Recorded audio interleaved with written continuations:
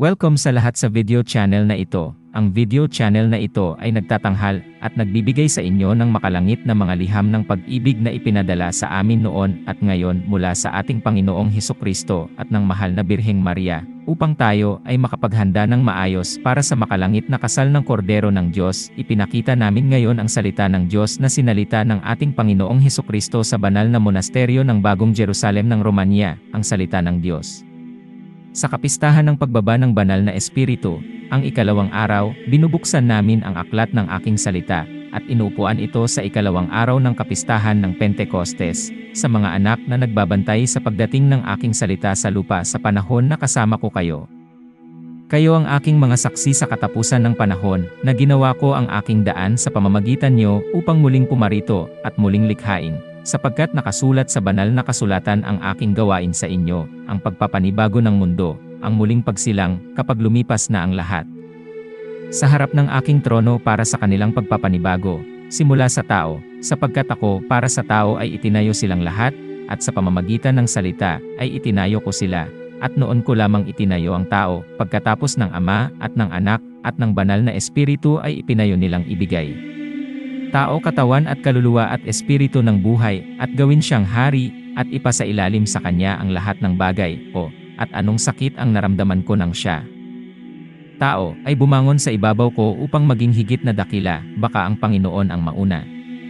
Ngunit ako ang salita ng Ama, ang anak ng Amang Diyos, at agad akong naupo upang bantayan ang kaaway, ang masamang espiritu na lumapit sa tao at sinira ang kanyang kagandahan, at kinuha siya mula sa pagsunod sa Diyos na lumikha, at ito.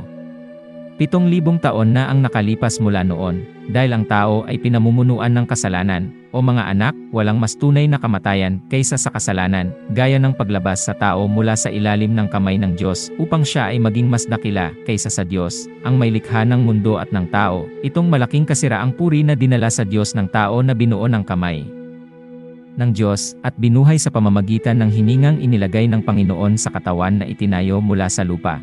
Ayon sa aking larawan at wangis, o mga anak, nakatanggap ako ng malaking kawalang katarungan mula sa aking mga nilalang, at ang puot ay inilagay sa pagitan ng tao at akin pagkatapos niyang maghangad ng higit sa akin at sa kanya. At pagkatapos ay isinilang ang kasalanan sa lupa, at inilagay sa pagitan ng tao at akin. At ang Diyos ay nagmamasid mula noon hanggang ngayon. Araw kasama ang lahat ng mga anghel, kasama ang lahat ng makalangit na kapangyarihan ang mga walang laman, baka sila ay lumakad sa kaharian ng kawalang hanggan mula sa taong sakim para sa kapangyarihan sa ibabaw ng lupa at sa ibabaw ng langit. Tulad ng una niyang pinangarap ng kanyang pagpapalaki sa Diyos, ngunit pagkatapos ay nahulog ang tao, nahulog siya mula sa langit, at itinago ko sa kanya ang langit at ang lahat ng hindi nakikitang nilikha ng Diyos, at naglagay ako ng takip sa mata ng tao, at doon ay naiwan para sa kanyang paningin lamang ang nilikhang nakita ng tao mula noon hanggang ngayon. At ang di nakikitang mga bagay ng nilikha ng Diyos ay nanatili sa misteryo, at naghihintay sa kanilang may likha para sa kanilang gawain. At ang tao ay sumailalim sa kasalanan, sa ilalim ng paghihiwalay sa pagitan niya at ng Diyos sa pamamagitan ng kasalanan sa kanya. Narito ang isang misteryo na hindi naunawaan ng isip ng tao na nakikitungo sa kasalanan sa kanyang buhay sa katawan. Dahil isinusuko ng tao ang kanyang kaluluwa sa ilalim ng pamumuno ng kasalanan, sa ilalim ng kamatayan, dahil walang kamatayan, ngunit ang kasalanan lamang ang naghihiwalay sa tao sa buhay sa lahat ng oras, at sa lahat ng oras ang tao ay nagpapasakop sa kasalanan kung saan siya natitira. Pagkatapos niyang mawala ang Diyos, itinaas natin ang isip ng tao mula sa Diyos upang hindi siya manginig sa takot sa kanyang buhay sa lupa. Hindi niya alam sa kanyang isip na ang kasalanan ay ang kamatayan na naghiwalay sa kanya mula sa Diyos, at masdan, ang tao ay nakagawa ng kasalanan at nakadarama ng kasiyahan sa paggawa nito. Tumatakbo pagkatapos ng kasalanan, kaawa-awa siya, sapagkat ang pag-iisip mula sa langit ay nagbigay sa tao sa kasalanan. Sa loob ng 7,000 taon ay lumalabas ako sa daan ng tao sa paraang at hugis, upang hindi siya iwanan sa ilalim ng sakit ng kasalanan. At ako ay puno ng awa para sa nawala ng Diyos sa loob ng 7,000 taon, mula noong ang tao ay nagtagumpay sa kasalanan. Mga anak, ang kasalanang ginawa ng tao ay nagtatag ng tabing na naghihiwalay sa pagitan ng nakikita at di nakikitang mga nilikha ng Diyos, at hindi na nakikita ng tao ang kaharian ng Diyos at ang makalangit na kagandahan ng walang hanggan kung saan ang Panginoon at ang lahat ng makalangit na kapangyarihan ay may kanilang tahanan. Ako ay naparito sa lupa 70 taon na ang nakararaan, at pinili ko ang lupain ng Romania upang pumarito, ipagkalat ang aking tolda, at ilagay sa gitna ng mga tao ang tinig ng aking muling pagparito mula sa Ama sa tao. Tulad ng 2,000 taon na ang nakararaan ng ako ay dumating ng napakahiwaga, na natabunan ang aking kaluwalhatian. Sa ilalim ng anyo ng isang tao sa lahat ng tao sa lupa. Tinapos ko ang aking gawain sa isang kamanghamanghang paraan, dahil tanging ang mga makalangit na kapangyarihan lamang ang nakakaalam at nakaalam kung gaano kabanal na tinakpan ko ang ningning ng aking kaluwalhatian na nasa akin mula sa Ama, at pagkatapos na bumangon ako mula sa mga patay upang sila ay makapagpatotoo, at sa mga disipulo ang katotohanan ng aking pagka-Diyos, nagpakita rin ako sa kanila sa ilalim ng misteryo, ngunit puno ng kapangyarihan at hakbang sa kabila ng daigdig. Sinabi ko sa kanila pagkatapos kong magtagumpay sa pamamagitan ng pagkabuhay na mag-uli.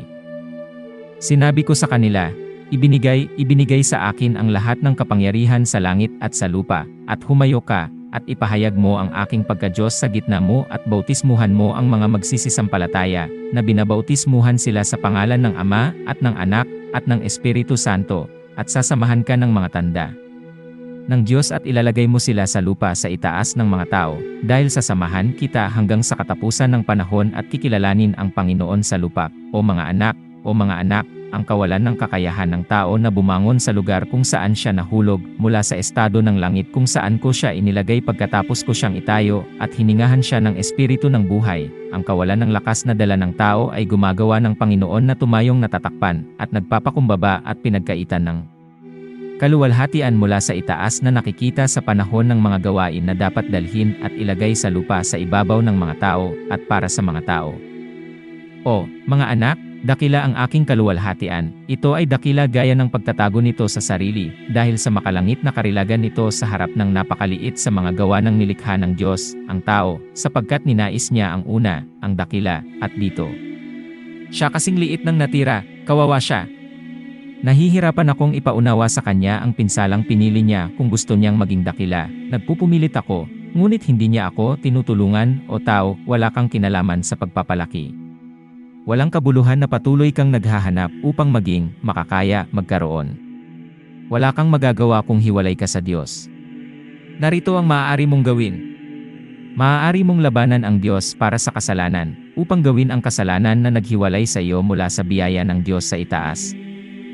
At na iyong itinapon kahit na matapos kang itayo ng Diyos upang maging Kanya, saksi ng Panginoon sa pagitan ng langit at lupa, ngunit hindi ka disente at ikaw ay naging mapagmataas at pagkatapos ay isinilang mo ang kasalanan, ang kalaban na nakatayo sa pagitan mo at ng Diyos, at sinasabi ko sa iyo ang lahat ng ito upang ikaw ay maupo sa mga kahulugan sa itaas at maputol ang kaugnayan sa kamatayan, sapagkat ang kamatayan ay wala sa mga tao, maliban sa kasalanan na naghahatid ng temporal na wakas. Sa tao, nasa pamamagitan nito ay mapipili niya ang kanyang kababaang loob at pagsisisi, at ang pagkatakot sa Diyos sa pamamagitan ng mga ito, na ito ay isang mahabang panahon, bago ang paghihiwalay sa Diyos ng tao, at hindi pa rin siya lumalabas. Mula sa ilalim ng presyon na ito, mga anak, ang tanawin dito, kasama ang kapistahan ng Pentecostes sa aking hardin, kasama ninyo, ay pinayaman ng espiritu ng kaaliwan na inilagay ngayon sa mga gumugugol sa akin, at kasama niyo rito para sa kanilang pag-alaala at pagtawag sa hapag ng Pentecostes. Sa araw bago ang linggo ng Pentecostes, ay itinaas mo sa Panginoon ang isang mesa ng alaala at alaala para sa lahat ng nakatulog mula kay Adan hanggang ngayon, at sila ay dumating at pinaupo ng makalangit at mga anghel na kapangyarihan sa hapag, at pagkatapos ay nanatili sa kapistahan ng Pentecostes dito, dahil binigyan sila ng kagalakang ito. Ang gawain ko sa inyo sa panahong ito ay may kapangyarihan ng muling pagkabuhay. Kailangan itong maisakatuparan ang pagkabuhay na mag-uli ng mga natutulog, naghihintay ang lahat sa pagdating ko, para sa pagdating ng Panginoon tulad ng ginawa niya 2,000 taon na ang nakalilipas, at ibangon sila, sapagkat siya ang nagdala at naghahatid ng muling pagkabuhay. Ito ang pagtatapos ng programa ngayong araw. Pagpalain ka nawa ng Diyos at panatilihin kang malapit sa kanyang sagradong puso. Amen.